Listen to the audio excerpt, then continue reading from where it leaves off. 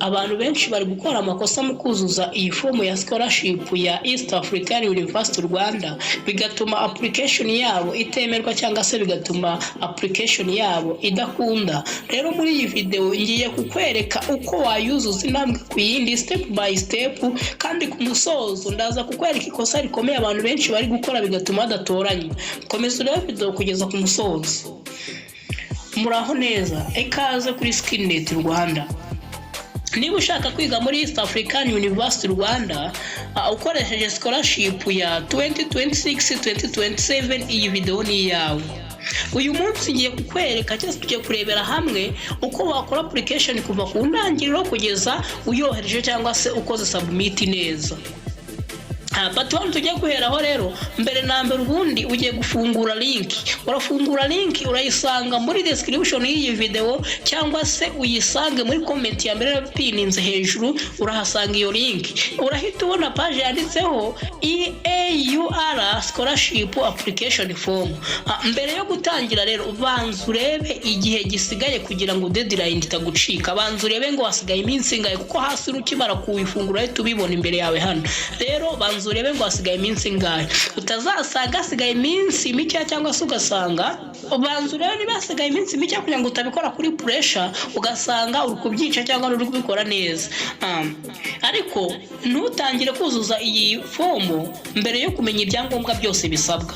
Banza urebe ibyangombwa bisabwa, kuko hari abantu batangira kuzuza fomu ibyangombwa batarabyegereza ngo babishyire ku murongo babishyire hamwe, ubundi bagera nyuma kuri document babura mwimwe gusa ugasanga bise birangira application amahirwe bari bafite yose arangiriye aho ngaho. Turaza kubigeraho nyuma aho utegereza ibyangombwa byose ndaza kubikwereka. Reka twinjire rero tugendane ku gice cya mbere kibanza. Numara gukanda kuri link uraza kubona icyo bita personal information. Muri iki gice uraza kwandikamo icya mbere family name, amazina yawe. Ikindi uhita wongera wandike first name, wongere wandike national ID yawe neza cyangwa se identity muri irangamuntu yawe neza, uhitemo igitsina cyawe niba umukobwa cyangwa umuhungu, ushyiremo phone number, ushyireho email, uhitemo sector cyangwa se umurenge, uhitemo igihugu wavukiyemo. Mbese angana ubwirondoro wawe wose ugomba kuzuza. Ikindi ahangaha ugomba kwirinda nshuti yanjye, ikosa rya mbere ugomba kwirinda anga, andika email ukoresha buri munsi cyangwa se email ikora neza ukoresha buri gihe, kuko niho bazakwandikira bagusubiza. Hari abantu benshi nanone kandi bibeshya mu kuzuza amakuru neza ugasanga bashyizemo amakuru atari nyayo, nyuma application yabo ikaza kwanga kubera ikibazo kimwe gusa. Turaza kubibona mu gice gikurikira. Ahangaha rero tugeze mu gice cya program campus and document. Hitamo campus ushaka kwigiraho cyangwa se campus ushaka kuzajya wigiraho cyangwa se uzajya wigira. Hitamo program ushaka kuziga cyangwa se icyo ushaka kwiga, faculty niko dukunda kubyita. Nyuma ushyiraho document zose zisabwa. Document bagiye kugusaba zose rero tuzishyiraho. Menya neza ko file zawe zifunguye neza kandi zifite format bemera. Niba ari PDF bagusabye shyiramo PDF kandi ingana nkuko bakubwiye kuba ingana. Niba utekereza ko kurangiza gushyiraho document bihagije, ntabwo ari byo pe. Hari ikindi kintu abantu benshi bibagirwa gukora mbere yo gukanda submit. Mbere yo gukanda submit ongera usoma amazina yawe. Reba nimero ya telefone watanze kariyo, suzuma email yawe ko yanditse neza, reba documents zawe zose ko zagezemo, reba program wahisemo niba ari yanyayo kuko ushaka kwiga. None se ni irihe kosa rituma application nyinshi zangwa nubwo zuzuye neza cyangwa se nubwo ziba zuzuye neza? Amakosa dore ngaye.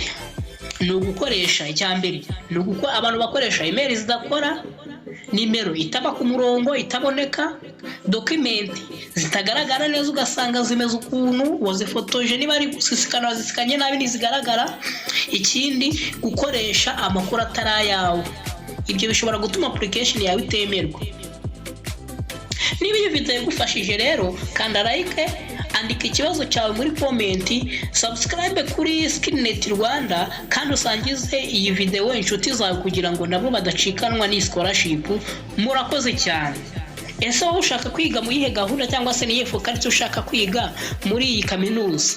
andika izina rya porogaramu ushaka kwiga muri komenti, ndaza kugufasha niba hari impamvu cyangwa se niba hari icyo utumva neza kuri application. Nimero yanjye rero uraza kumpamagara cyangwa uraza kunyandikiraho 0789501586. N'umuntu wese ukeneye ko mukora application ndabona we biri kumugora atakikora application, nanyandikire kuri iyo nimero mbahaye, ubundi ndaza kubafasha muyobore intambwe ku zindi biri personal bitari kuri video gutya.